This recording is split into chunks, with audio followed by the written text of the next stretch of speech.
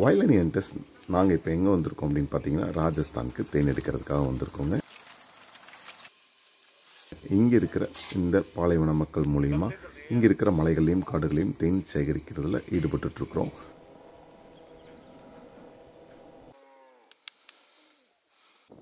பொதுவாக பாலைவனம் அப்படின்னாலே ட்ரைலேண்ட்ஸு ரொம்ப ஹாட்டாக இருக்கும் அப்படி தான் நினச்சோம். ஒட்டி இருக்கிற இந்த கிராமங்கள் ரொம்பவே செழிப்பாக இருந்தது, ரொம்ப அழகாக இருந்துச்சு. இந்த மக்களோட வாழ்க்கை முறை ரொம்ப டிஃப்ரெண்ட்டாக இருந்தது. இவங்களோட உணவு பழக்கம் அப்படிங்கிறது ரொம்ப சிம்பிளாக ரொம்ப ஹெல்த்தியாகவும் இருந்தது. ஸோ அந்த மாதிரியான ஒரு கிராமத்துக்கு தான் இன்றைக்கி நம்ம சாப்பிட வந்திருக்கோங்க.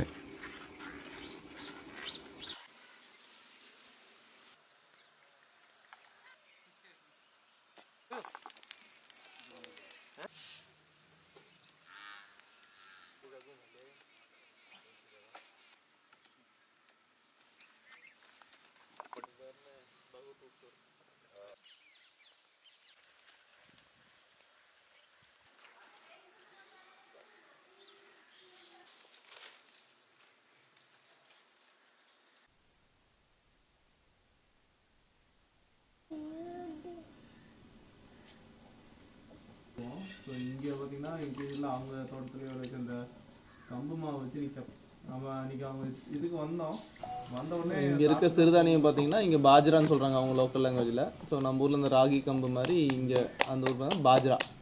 ஸோ இது பேரே பாஜ்ரா ரொட்டி தான் சொல்கிறோம்.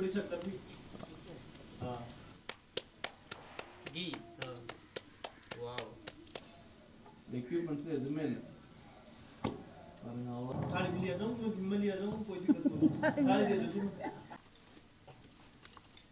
ஆக்சுவலாக ரொட்டி சுட்டு அடுப்பில் வச்சுட்டாங்க.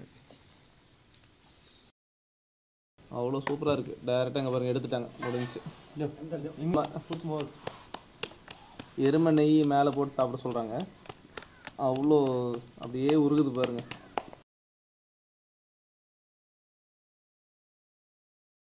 நெய்யை போட்டு நெய்யை அந்த இங்கே செய்கிற லோக்கல் அந்த கருப்பட்டி நம்ம ஊரில் செய்வோம். அந்த மாதிரி இங்கே இருக்கிற ஒரு sweet.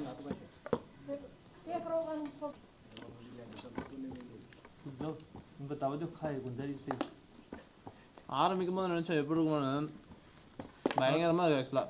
Not eat like this. Mesh என்ன சொல்கிறேன்னு தெரியல, அவ்வளோ சூப்பராக இருக்குது ஆக்சுவலாக. நெய் அந்த எருமை நெய்யோட டேஸ்ட்டு வேறு லெவலில் இருக்குது. பக்கா மசாலாவில் ஒன்றும் இல்லை, ஜஸ்ட்டு பாஜ்ரா ரொட்டி, பஃபலோ கீ, அந்த ஸ்வீட், அவ்வளோதான், வேறு எதுவுமே இல்லை. அப்படி இருக்கு. अच्छा बढ़िया, बहुत बढ़िया है बढ़िया नहीं बहुत बढ़िया